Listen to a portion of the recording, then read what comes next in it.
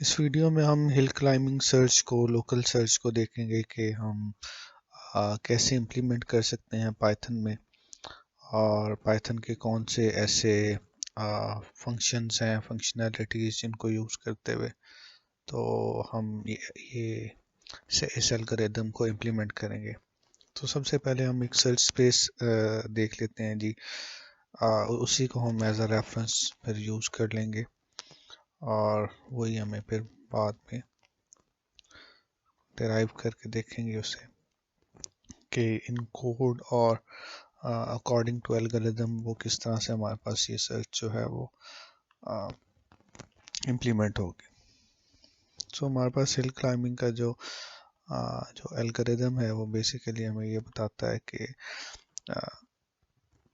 You have a current state, आपके पास एक current state है एंड आप क्या करते हो, आप उसे इम्प्रूव करते हो। ये बेसिकली एल्गोरिदम का मैकेनिज्म ये है, बिहाइंड दैट लॉजिक ये है कि ये इसका ऑब्जेक्टिव होता है कि ये खुद से बेहतर की तलाश में होता है। लाइक अपने नेबर्स में देखता है, जब इसे कोई ऐसा नेबर मिलता है जिससे इसकी स्टेट जो है वो लाइक लाइक अपग्रेड होती है या उसे बेटर वैल्यूज़ या बेटर स्टेट मिलती है, तो ये उसकी तरफ मूव करता है। सो यहाँ पे अगर मैं कहूँ कि मेरा ऑब्जेक्टिव है कि मुझे हिल का ऑब्जेक्टिव फंक्शन ये है कि मुझे जो है हिल के टॉप पे पहुंचना है, लाइक माउंटेन्स और वहाँ पे फॉग है और मुझे जस्ट अपने नेबर्स की इंफॉर्मेशन है, लाइक मैं अपनी वेसिनिटी जो है मेरी जस्ट यही है कि मैं नेबर्स में देख सकता हूँ और मेरा ऑब्जेक्टिव ये है कि मुझे इवेंचुअली हिल के टॉप पे पहुंचना है। तो यहाँ पे ये एल्गोरिदम इस तरह से वर्क करेगा जी कि करंट स्टेट वो देखेगा, let's suppose I am here on point A. तो अगर मैं ए पे हूँ तो ए से मेरे पास जो अभी ऑप्शंस आ रहे हैं, यहाँ पे इसके साथ ही रेस्ट्रिक्ट वैल्यूज़ मेरे पास गिवन है। तो करंट जो मेरे पास स्टेट है ए और उस पर ह्यूरिस्टिक इज़ ज़ीरो। अब मुझे इससे बेहतर की तलाश देखनी है। सो यहाँ पे मेरे पास इससे मैं बी पे जा सकता हूँ और बी पे मेरी ह्यूरिस्टिक वैल्यू अपडेट होके 0 से 1 हो सकती है। So according to our objective function मुझे एक बेटर स्टेट मिल रही है। इस केस में क्या होगा कि मैं ए से बी की तरफ मूव करूँगा। जब मैं बी पे पहुंचूंगा तो again I have a choice. Choice मेरे पास क्या होगी कि या तो मैं ए पे वापस चला जाऊं ज़ीरो कॉस्ट, या मैं सी पे आ जाऊं विद कॉस्ट 2। तो ऑब्वियसली ये अपनी करंट स्टेट से बेटर स्टेट की तरफ जाएगा। इसका जो वैल्यू है 1, वो हमेशा अपडेट, उस जगह उसका ऑब्जेक्टिव फंक्शन है वो टॉप में पहुंचना है, तो इस वजह से हम उसे एक हायर वैल्यू को कंसिडर कर रहे हैं। तो ना कि वो ए की तरफ जाए, वो सी की तरफ जाएगा। जब आप सी पे पहुंचोगे तो again you have two choices. यहाँ पे अगर हम इस एल्गोरिदम को इन डेप्थ देखें तो ये एक डेप्थ फर्स्ट सर्च की तरह से बिहेव कर रहा है कि आप डेप्थ में जा रहे हो, लेकिन फ़र्क ये है डेप्थ फर्स्ट सर्च में और हिल क्लाइंबिंग में कि यहाँ पे बैक ट्रैकिंग नहीं है। आपने अगर एक ऑप्शन को छोड़ दिया तो दोबारा आपने जो है वापस आके व्हाट इफ़ ये सी फेल होता है तो आप वापस आके फिर इस ए ज़ीरो को एक्सप्लोर नहीं करोगे या और जो इसकी नेबरिंग होगी उसे एक्सप्लोर नहीं करोगे। You have selected C2 and you forgot about the other options. तो यहाँ पे जब मैं C2 पे पहुंचा तो I have choice of like B1 पे वापस जा सकता हूँ या D3 पे जा। तो एज इन मुझे जो है हिल के टॉप पे पहुंचना है तो आई विल सेलेक्ट D3 जो सेलेक्ट करने के बाद जो ये इसके साथ और चॉइसेस होती हैं ये उसे बैक ट्रैकिंग में से निकाल देता है और ये उसकी तरफ दोबारा नहीं मुड़ के आता। सो डी जब आप D3 पे पहुंचे हो तो again you have a choice कि आप C2 पे चले जाओ या आप E4 पे आ जाओ। सो अगेन आपके पास एक ऐसा ऑप्शन है जो कि बेटरमेंट की तरफ जा रहा है, जो कि इसकी करंट स्टेट को इम्प्रूव कर रहा है, तो you get to that E4। जब E4 पे पहुंचे हो तो अगेन अब यहाँ पे डी की वैल्यू हेरिस्टिक की 3 है और F की वैल्यू भी 3 है। अब इसकी जो ऑब्जेक्टिव था कि आपने टॉप पे पहुंचना था, अब उसे यहाँ पे आके पता चला है कि अब मैं अपवर्ड जाना ख़त्म हो गया। अब मैं अगर इन दोनों चॉइसेस में से किसी एक चॉइस पे भी जाऊँ तो मैं यहाँ से जो डाउनवर्ड्स जाऊँगा। तो यहाँ पे आपका एल्गोरिदम स्टॉप होगा और वो ये कंसिडर करेगा कि E4 is my top like hill top. अब यहाँ पे इशू ये आ सकता है कि हो सकता है ये जो टॉप पॉइंट इसके पास आया है ये एक लोकल मैक्सिमा हो, ये जो है ग्लोबल मैक्सिमा ना हो। तो इस तरह के issues you can face. But what if you are on J?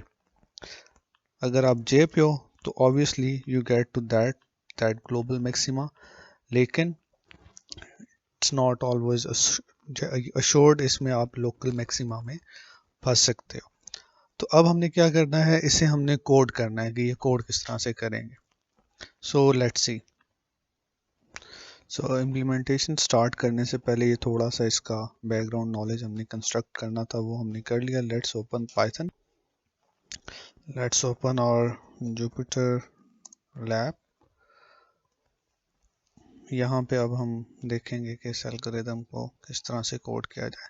So first of all तो हमने ये चीज़ देखनी है कि ये जो ग्राफ है, इस ग्राफ को अपने पास सेव कैसे करना है और ये फिर यूटिलाइज कैसे होगा, एंड देन हमने ये एल्गोरिदम किस तरह से इस पर रन करना है। सो पहला प्रॉब्लम है इस ग्राफ को सर्च करना। ग्राफ पे हम ये देख रहे हैं कि कोई भी नोड है तो उसकी हमें नेबरिंग को सेव करना पड़ेगा कि उसकी नेबरिंग में क्या कुछ आ रहा है, एंड देन हमें वो कॉस्ट सेव करनी पड़ेगी कि कॉस्ट क्या अटैच है। लेट्स सपोज अगर आप ए से बी पे जा रहे हो तो बी का हेरिस्टिक वैल्यू आपको अपने पास सेव करनी पड़ेगी कि बी पे क्या वैल्यू थी, और ए की वैल्यू यू नो कि आपके पास क्या है। तो फिर आप इस तरह से बाद में जब कंपेयर करो तो आपको पता चले कि मैंने कहाँ पे जाना था with what values. So let's see. Python में हमने लास्ट टाइम देखा था, जब हमने लास्ट टाइम अपनी सर्च स्पेस को किया था, तो लेट्स मेक अ नोटबुक। हम एक नोटबुक बना लेते हैं। सो लास्ट टाइम हमने जब देखा था तो गो फॉर ग्राफ। हम इसको एज अ ग्राफ सेव करते हैं। डिक्शनरी का कॉन्सेप्ट हमने देखा था कि we have to use a dictionary for this purpose. और इसमें हमने क्या कहा था, जैसे हमारे पास ये सर्च स्पेस है, let's see here like so first of all हम रीड कर लेते हैं जी अपनी सर्च स्पेस को, ताकि हमें पता चले। I have saved code for that, मैंने इमेज यहाँ पे सेव कर लिया था। सो आई विल रन दैट। सो ये हमारे पास एक सर्च स्पेस थी। अब इस सर्च स्पेस को हमने सेव करना है, तो मैं यहाँ पे यूज़ कर रहा हूँ जी ग्राफ एज अ डिक्शनरी। अब यहाँ पे मेरे पास ए नोड है, तो ए में हमने देखा कि ए की नेबरिंग को हमने सेव करना। ए पे हमने देखा कि नोड है हमारे पास ए, कॉलन करके पहले तो हमने उसके साथ जस्ट एडजेसेंट जो नोड्स थे उसके वो अटैच करने थे, तो हम लिस्ट यूज़ करते थे। बट इन दिस केस हमें वैल्यूज़ भी सेव करनी है, तो we use a concept of dictionary with in a dictionary.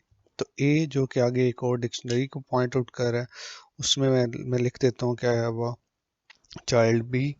उसके साथ चाइल्ड और नेबर बी है, एंड बी के साथ कॉस्ट जो अटैच है उस बी की वैल्यू हमारे पास 1 है। सो लेट्स सी कि ये हमारे पास किस तरह से वर्क करेगा। सो अब अगर मुझे ए के नेबर्स को देखना है तो मैं लिखता हूँ ग्राफ ए। सो सो मेरे पास एज अ आंसर बी और 1 आना चाहिए, B with cost 1। That's it. So मुझे ये पता चल गया कि मेरे पास अगर ए नोड है तो ए के नेबरिंग में बी है और उसकी कॉस्ट 1 है। सो इसी तरह से मुझे ये पूरा का पूरा ग्राफ सेव करना है, ताकि मैं ये पूरी सर्च स्पेस पहले सेव कर सकूं, और आफ्टरवर्ड्स हम देखेंगे कि सो दैट्स इट।